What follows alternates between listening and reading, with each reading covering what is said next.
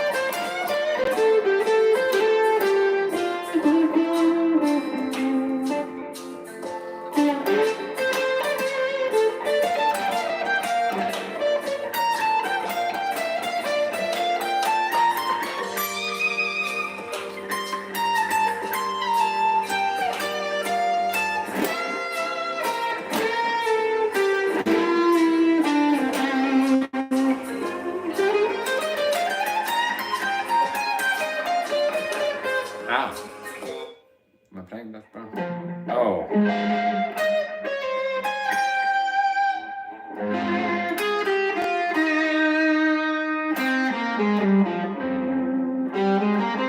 Yeah.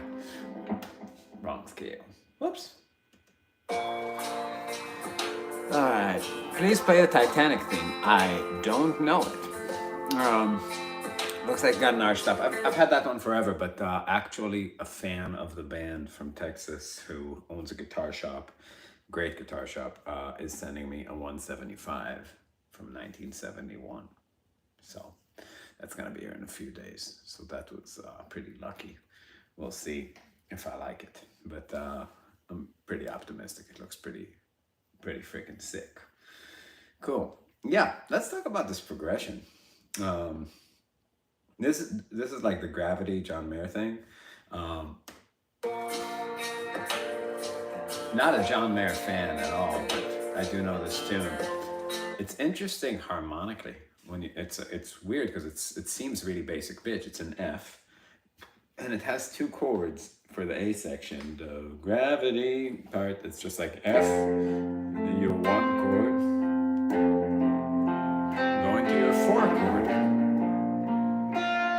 But something interesting happens, right? Like the interesting thing that happens is what doesn't work here. So what doesn't work is to play B flat Lydian on the four chord. But how can that not work, right? It's like, that's the four chord. That's what should work.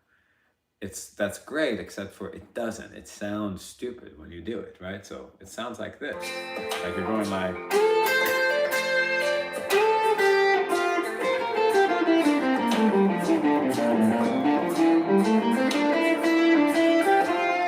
It's like way too much shit. It's way too much information that's not helping the music in any case, in any way. So let's take a look at which notes, specifically from Lydian, sound totally unnecessary in this context, right? I have 7 notes in Lydian. Let's check them out one by one. How about starting from the root?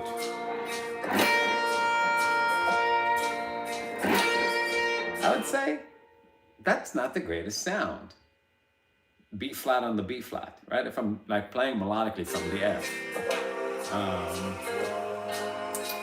to get there. B flat. So here.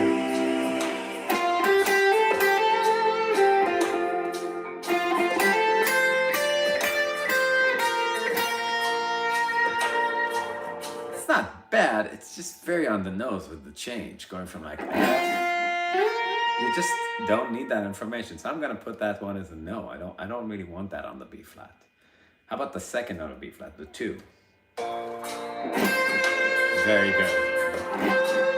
On the F it's nice, it's the 5th of F. And then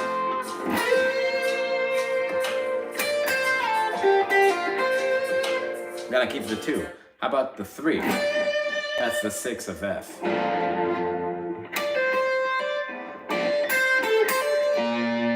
That works. How about the sharp 4? So that's a 7 of F. On the B flat, not in the style, just doesn't sound right. The 5, right? That's the root of F. When I get to that 4 chord, the 5.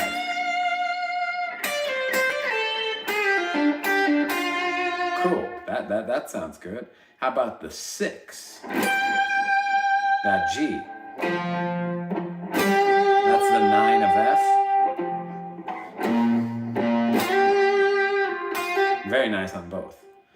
Okay, how about this major 7, which is the 3rd of F?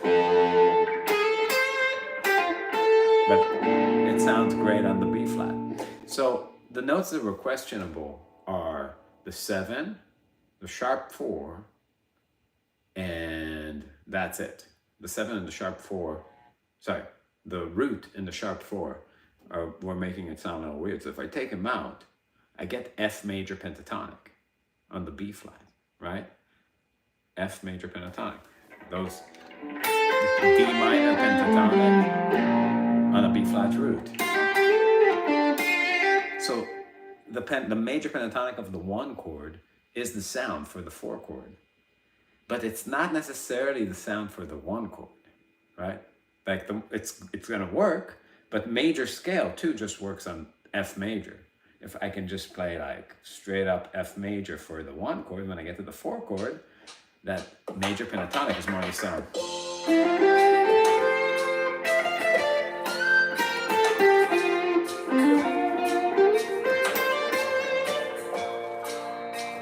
It's more like this is, even though it's the 1 chord, this is kind of like, the music feels like it's going into the 4. Melodically too. Gravity, that's kind of like the question and the answer, right? It's like, the question is, it's somewhat like a cadence to the 4. Boom. This is kind of like where you arrive, right? So you're going away. 1.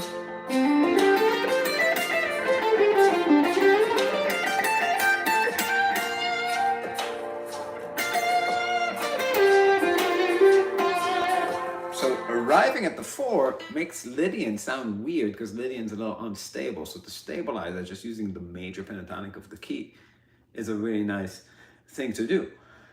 Another thing you can do is experiment with minor pentatonic on either the 1 chord, the 4 chord, or both, right? But 1 minor pentatonic of the key. So check this out.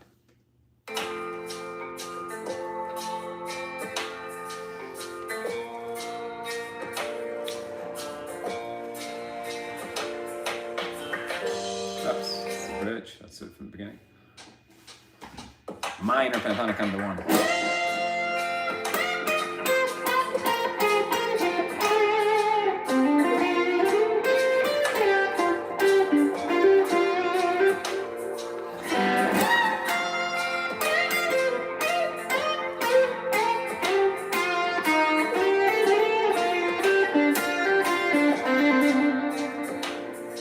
That works kind of.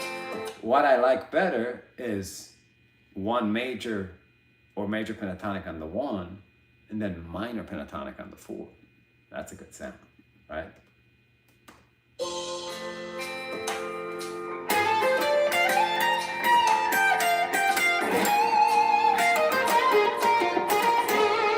Stevie Ray Vaughan, right?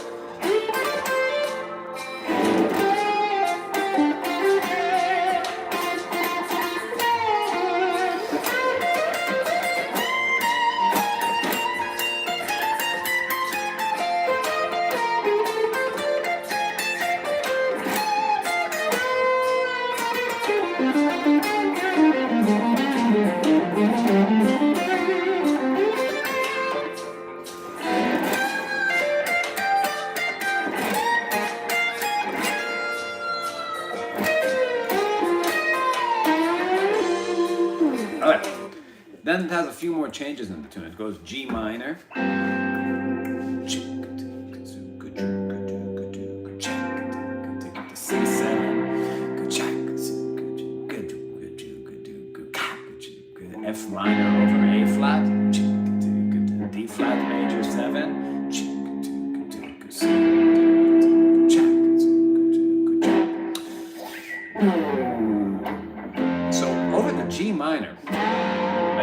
guy, or any guy, if you know basic theory, your mind's gonna tell you play Dorian.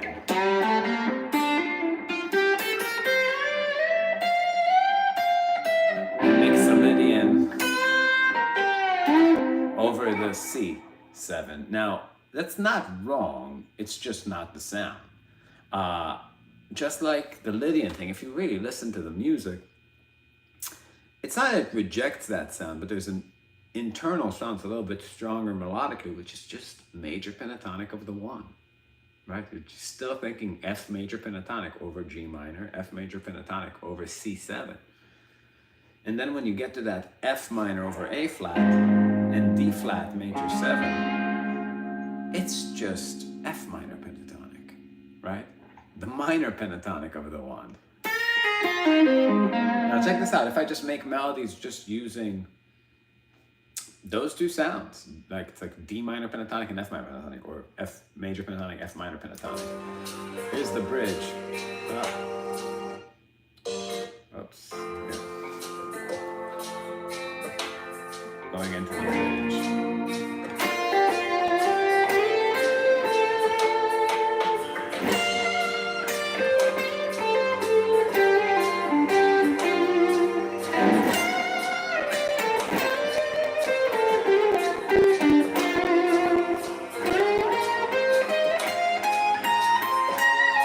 That's F minor pentatonic.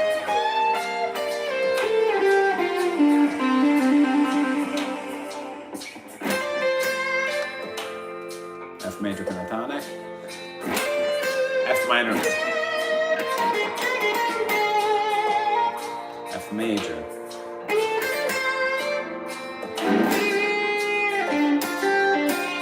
Staying in F major.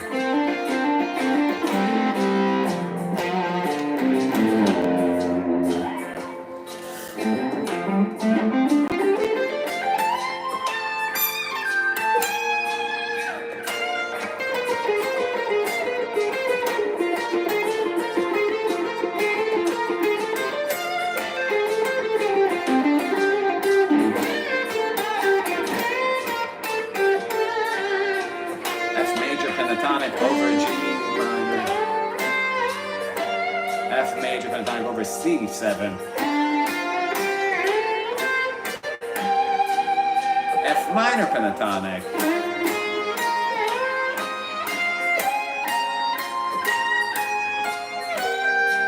back to major.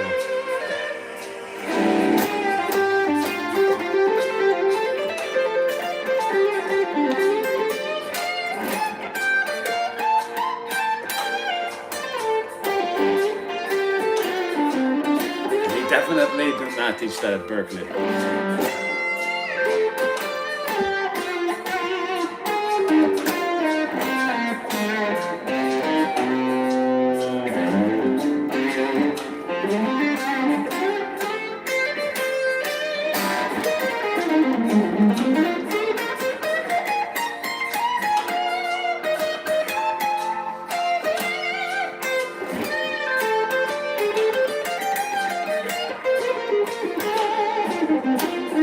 Now I'm gonna go Dorian to Mixolydian.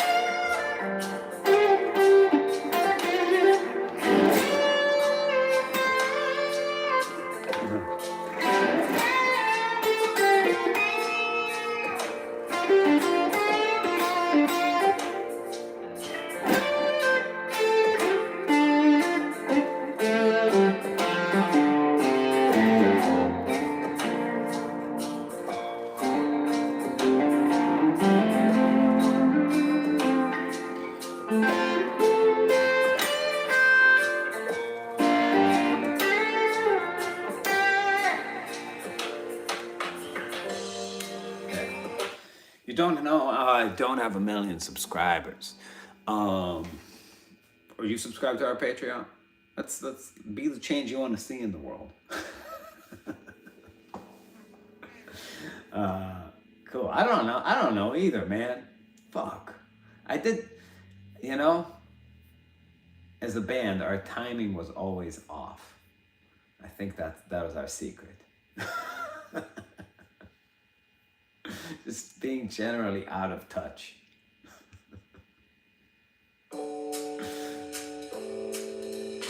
Let's just explore a random ass backing track. This is pretty awful, honestly.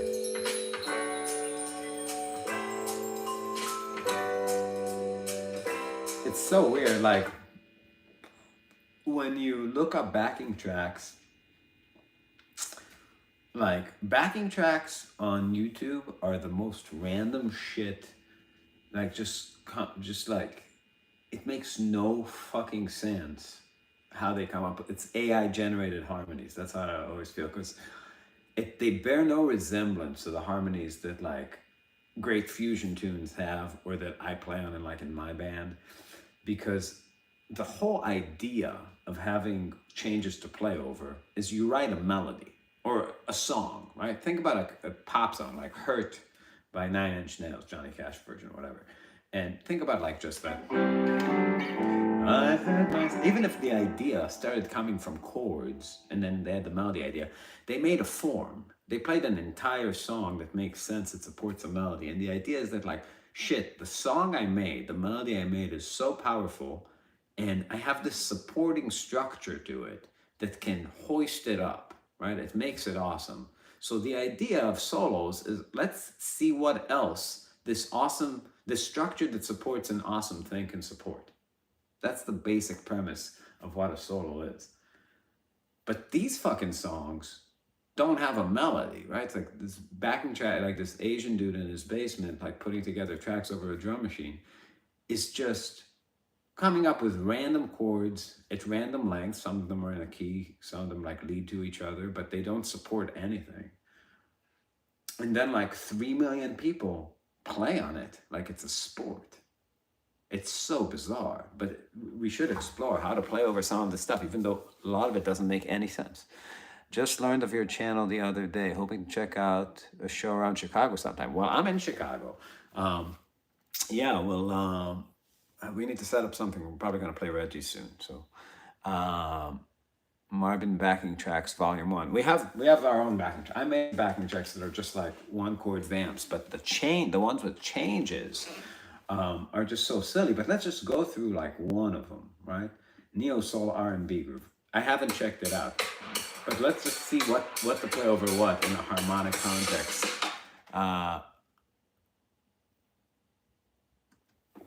So D minor, G7, that's a 2/5. A minor, A flat 13. What is this progression? What key is it in? Anybody? D minor, G7, A minor, A flat 13.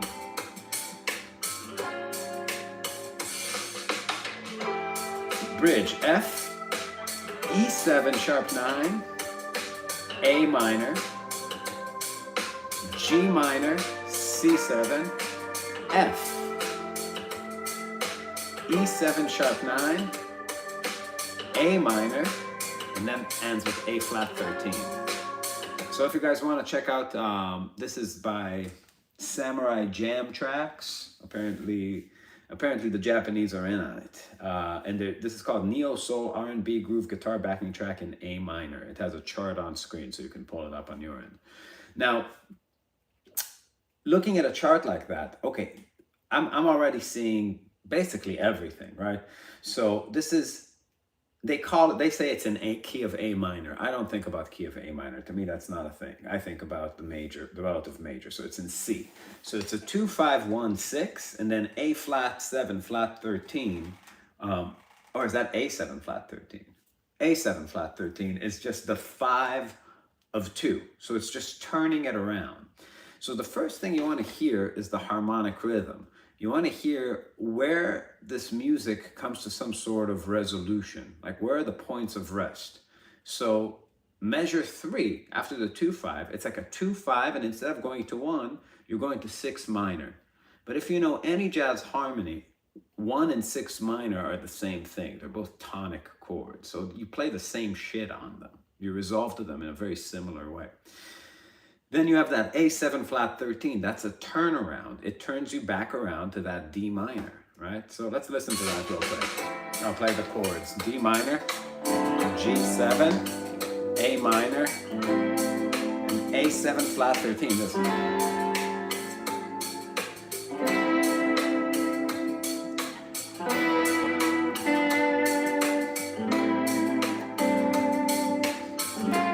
Bridge, F major. Now,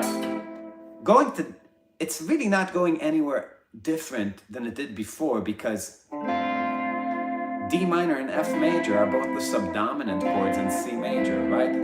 They're interchangeable too. So that big motion into the bridge just changed bass notes, but nothing about what you do changed. You're going to F Lydian, but it's still like thinking D minor, right?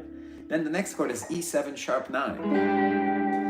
In essence here, nothing changed too, because that G7 is the 5 of 1, which is 5 of the tonic chord, and that E7 is 5 of 6, which is 5 of your other tonic chord. They share a diminished chord. So they both have B, D, F, G sharp diminished 7s in them, meaning G7 has this to lead you here, and E7 has the same one you here. So in essence, the bridge and the A in a lot of ways are very similar, but measure 4 of the first line of the bridge is G minor C7. So that's a 2-5 to the 4 chord, right? So you actually got to hit that C7, right? It's just like a suspension of the 4 chord. Then the rest of it is the same. So if I'm playing on it, I'll just shout out the scales I'm using, right? Or the ideas I'm using. So it'll be like D Dorian to G Mixolydian to A Aeolian.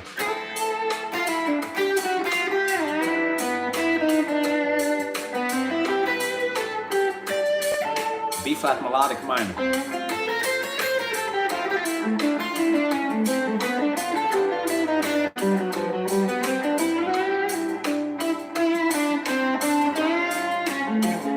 F Lydian,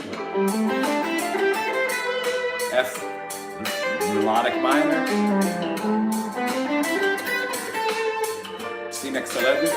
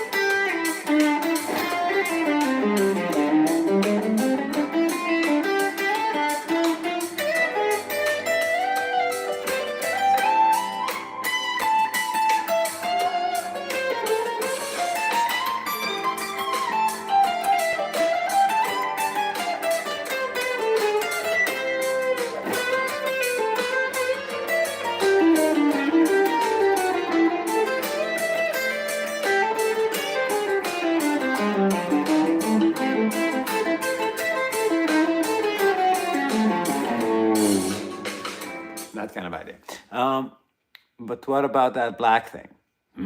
Do you default to certain voicings when reading a chart, or you decide on voicings based off what you're coming?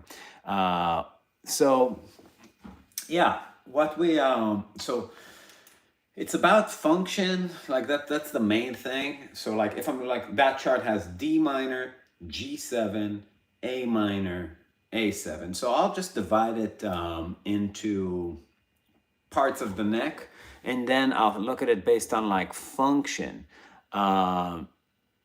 So what you want to do, it's so refreshing to not hear someone squeezing anything out of G. Yeah, so like, let's say the first chord, D minor. So what is the function of D minor in C? It's subdominant, right? You guys know what subdominant is? If not, what have you been doing, right? You gaming? What do you watch Netflix? Put that shit down, okay? So subdominant in the key of C minor, 4 major 7, 2 minor 7. So they're interchangeable. So I'm just gonna make a map going up the neck. Here's F major 7, that's area 1. D minor 9, area 2. D minor 7, area 3. F major 7, area 4. D minor 7, area 5. So to play on that first chord here, that's my 5 basic areas. Now I have other voicings there, right? 1, 2, 3, 4. Or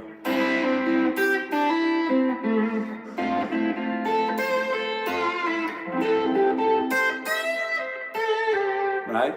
That second chord. Now the thing is, in jazz, you can play subdominant over the dominant too.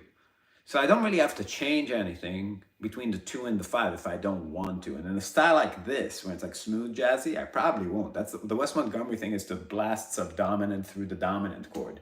So really, it's just about seeing just that over the 2 and the 5. Now the 1, when you get to A minor or C major, you have these areas. It's just in parallel. C major, A minor, right? C major, A minor, A minor. So if I just see in the first area, this chord, changing to this chord. Now that still doesn't tell me what to play on the A7, which is a little more complicated, but forget about that for a minute. Just focus on that first change, like nail that, going from like subdominant, dominant, tonic.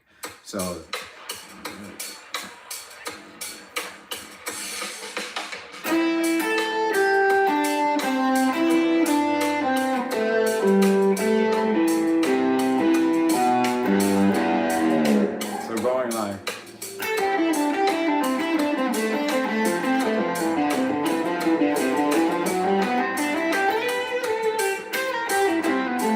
on that chord, you have to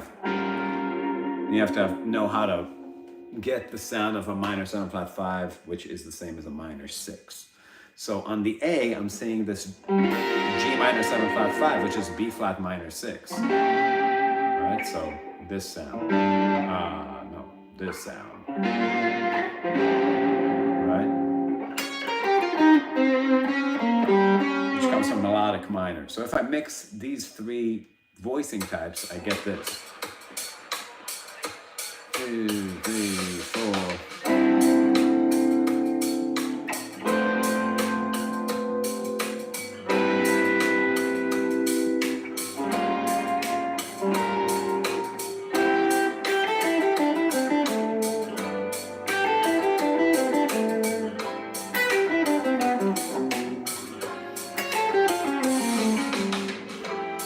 Those are the basic sounds. Music is where 1 does not equal 1, but it does equal 1. I don't know. Can you finger a minor for us? Of course. Oh, Jeff, how you doing? How's that old leg? You okay? You hanging in there? Sorry I didn't answer your text. I was very busy, and actually today I was booked up with lots of students, and then I had tons of cancellations. So I'm just shredding over here, getting smarter by the minute. But yeah, anyway, making it through this track.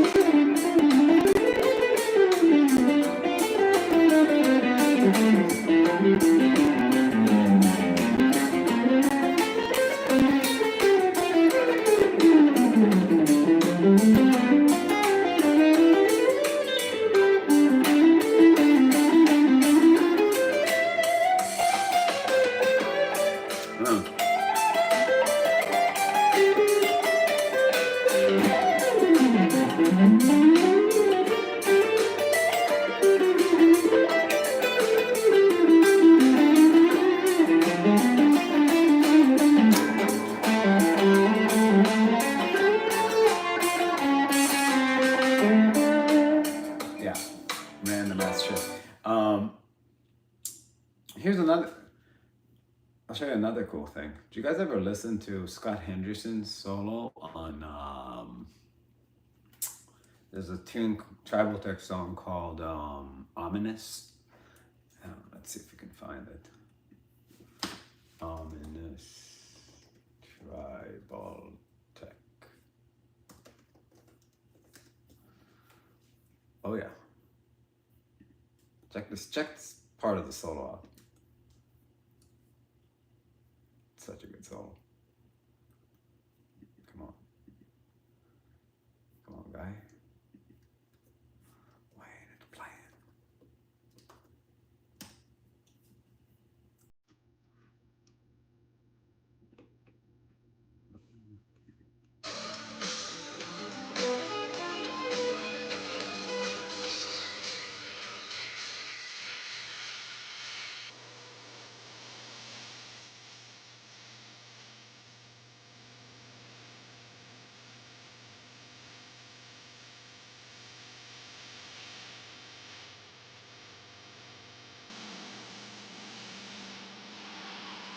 Yes.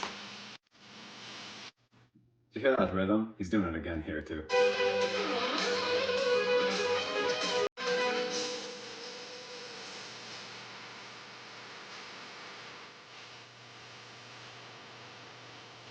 That lick.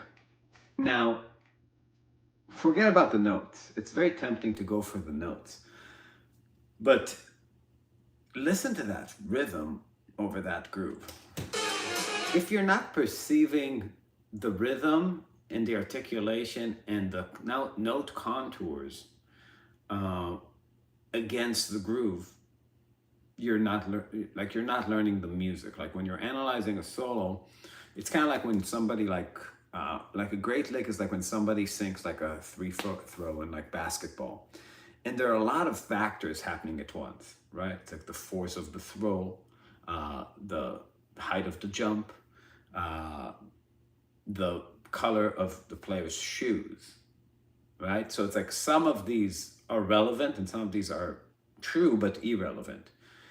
When people analyze things, you tend to focus on some really irrelevant shit that you happen to notice. You get more out of learning things if you put your mind at the right place. And the rightest place is to understand the relationship of the rhythm of what the player played against the drums. That's kind of like the force of the throw, the height of the jump, right? The most directly relevant stuff to actually understanding something about the music. So to understand that, you have to first ignore the solo and focus on the groove.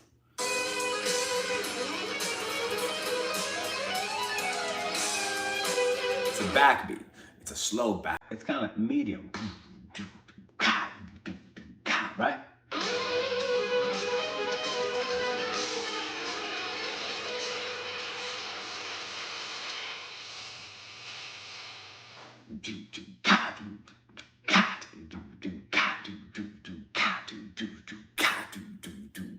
Now, what did Scott do there rhythmically over that? Let's say I can.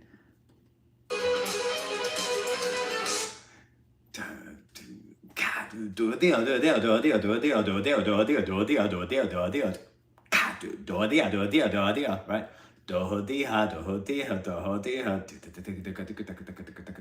First of all, those are sextuplets, right? So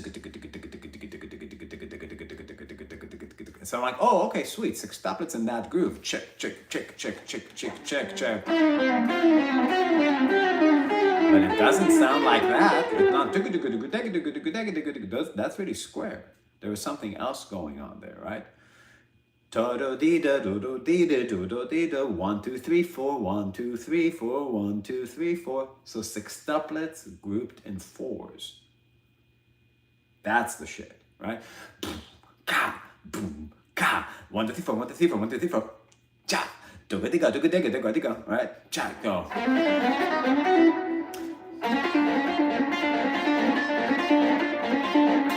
Okay, that's something.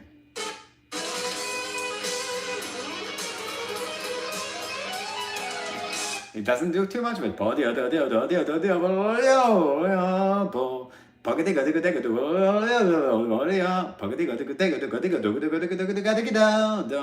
right? So it's like 1 2 3 4 1 2 3 4 1 2 3 4 1 2 3 1 2 3 1 2 3 1 2 3 1 1 check takademi takademi takademi takademi takademi takademi takademi that's the shit. Think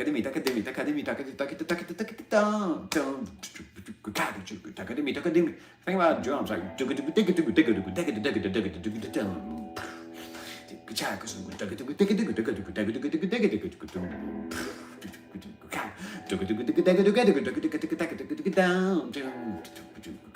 all right. That's enough of that solo. Now I'm gonna look for a tune that's sort of a similar tempo, like a backing track. How about a Marvin backing track? One of mine, just so it's in one key. I'm not even sure if I have something that slow, but we'll slow it down to make it kind of like that.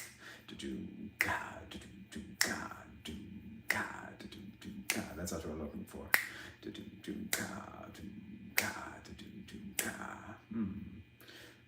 I wonder how fast is that? Maybe here. About here. 1 2 4 1 2 3 1 2 3 4. No.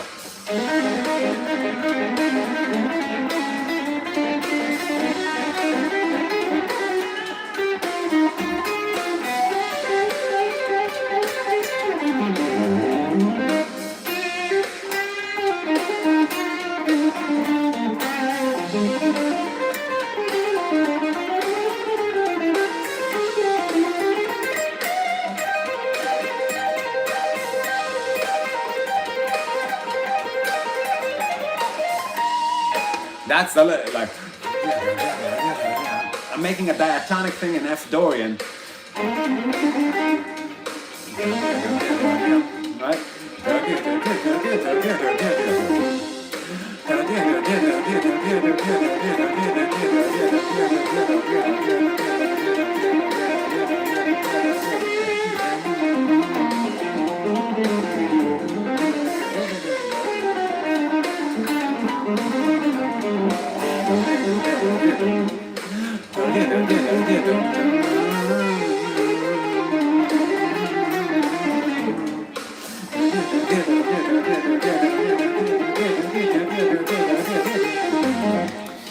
Maybe something more chromatic, something from like symmetric diminished, like instead of thinking like E symmetric diminished.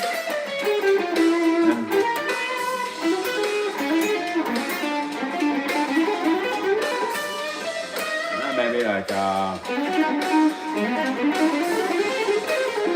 that's pretty cool.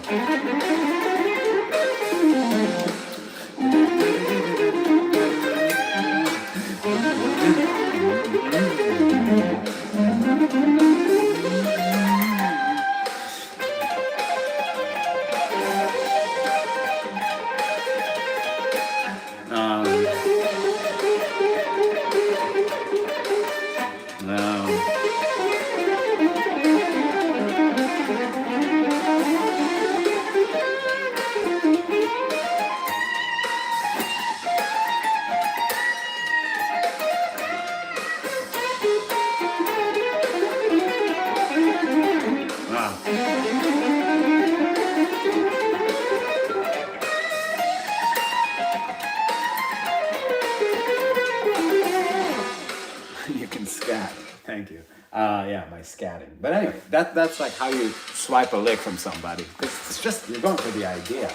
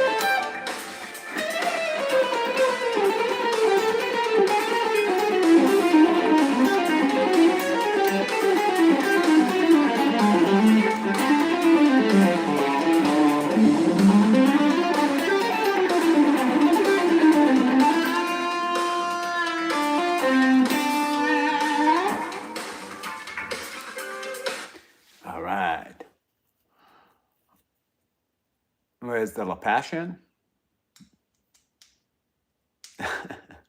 Okay, guys, I gotta go teach a lesson. I'll see you guys soon.